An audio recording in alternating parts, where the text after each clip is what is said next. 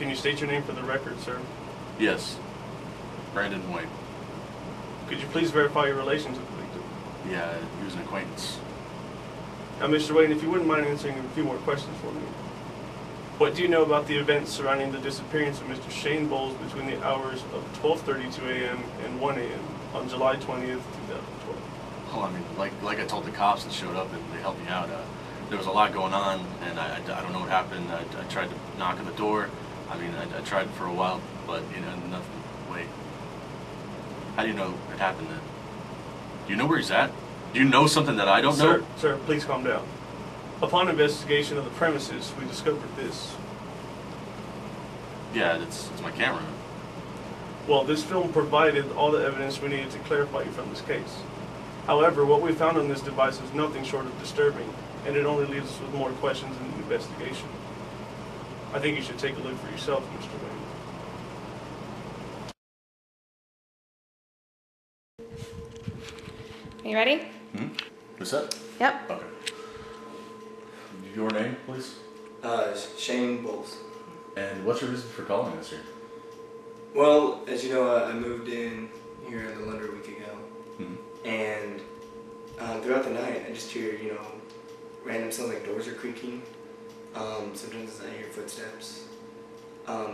Things start disappearing in the house, like food. Objects. Yeah, like I have water bottles, you know, and they just... And these things, when they disappear, they don't come back?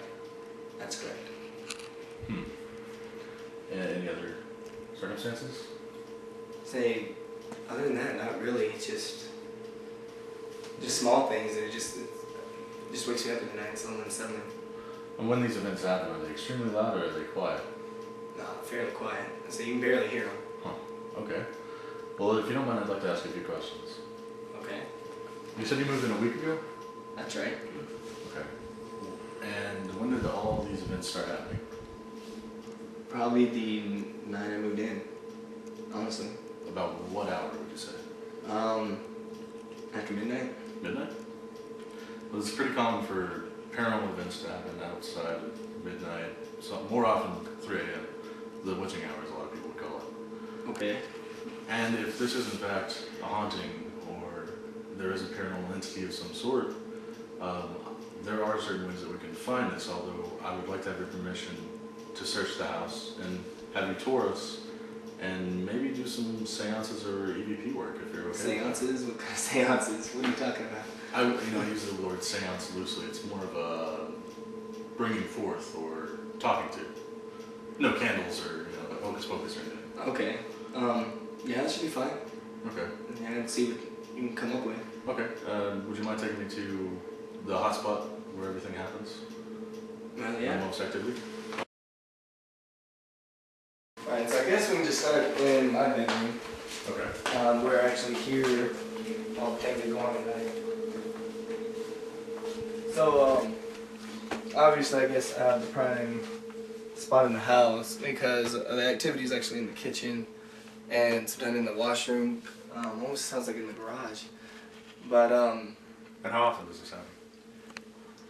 it's woken me up probably about every other night. Every other night. I would say. It might be going on every night. After 12? Between 3? Right, because I usually go to bed around midnight. Okay. So, Right after that. yeah, whenever I get woken up. Okay. And in your own personal bedroom, do you hear anything? Not in the bedroom, no. I say it's quiet in here, it's just stuff outside. Really, I mean, I can show you that right now. Yes, if you wouldn't mind. Yeah, so here's the kitchen where I hear all the rambling going on in the middle of the night. I was like, doors are opening. I don't really even know how to explain it. Footsteps. I say it's just very faint sounds coming from really this area and back towards the garage. And it all happens in this area right here? Yeah, I say that's really all I can hear from my bedroom. I say if it gets on back there, I'm not aware of it. And whenever these sounds do happen, are they more powerful, light? It's real light, almost like a gust of wind, almost like, blows the cabinet open. I say you barely hear it, but it's just enough to wake you up. And you said a lot of the events, they do happen back in the washroom and the garage as well? Right, yeah. I say you can hear some back here, but I guess mostly it's just in here what you hear. The only reason I ask about how powerful or how faint most of these events are is because usually with what is called a poltergeist, I don't know if you're familiar with it, No, not really. there's an entity that, like a man, could open something and force it closed. And with all the effects of a human being, it might be fooled. Yeah, that's And the only reason I say that is if it's faint, that almost is more of a typical ghost. And it's something we need to look out for because poltergeist activity is extremely dangerous. Okay, but yeah, as of right now, it's not that extravagant yet. Okay, and we'd like to solve it before anything like that happens. Okay. But is there anything other you'd like to show us? I say, yeah, I can show you to the garage, or we can go back to the bedrooms. I'd like to see the garage. I'd like to Garage? see how it's formatted. Anyway, you have the simple basic washroom, and then the garage back here. Say you were here and put your car back here, but Yes. but yeah, it just sounds like like somebody's back here at night. You hear And footsteps. You've never had cases of any animal activity? No. Has there been any recent attacks? Any garbage pails ran through? Raccoons, perhaps? No, not that I'm aware of. No, nothing like that. But yeah, it's just. Say it's quiet for the rest of the whole day. It's just at night. There could be, mice, squirrels. I mean, it is a house that it's just recently developed, but Yeah, it's maybe. possible. Would you like to show me the rest of the bedrooms? Yeah, we'll just go right back this way.